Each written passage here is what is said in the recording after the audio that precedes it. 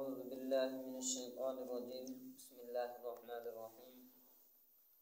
حضرت بلال حبشی رضی اللہ تعالی عنہ کے اسلام اور مسائل۔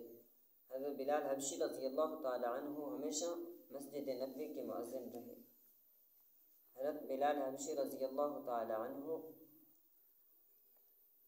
سب سے پہلے ایک کافر کے غلام تھے اور ان کو اسی دین کی خاطر طرح طرح کی تکلیفیں دیے جاتے تھے۔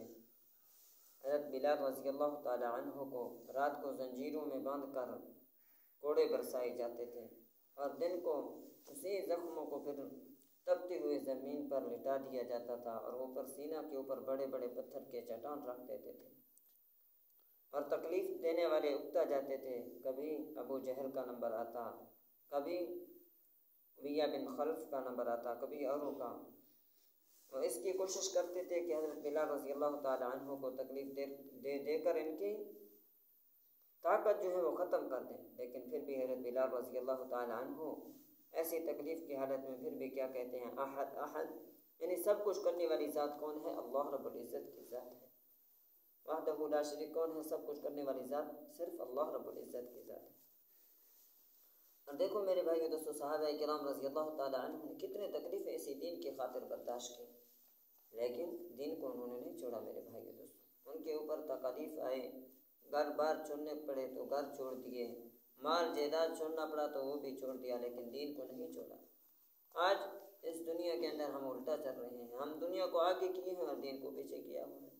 اور صحابہ کرام رضی اللہ تعالی عنہ دین کو آگے رکھے ہوئے تھے اور دنیا کو پیچھے رکھے ہوئے تھے۔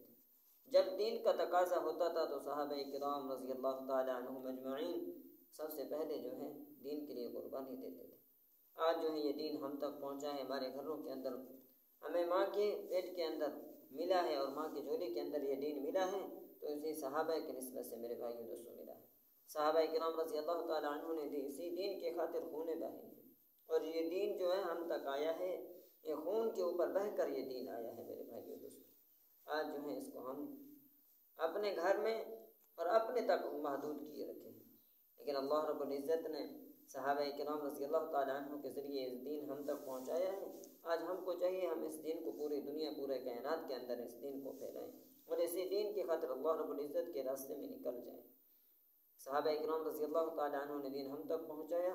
جس نے بھی یہ کلمہ پڑھا لا الہ الا اللہ محمد رسول اللہ، تو اس کے اوپر فرض ہے کہ اس دین کو دنیا تک پہنچائے، اور دعا فرمائے اللہ رب العزت ہمیں اس دین کے خاطر اور تمام امت مسلمہ کو اس دین کے خاطر پوری دنیا کے اندر لے جائے، اور اللہ رب العزت اپنے راستے کے اندر قبول و منظور فرمائے۔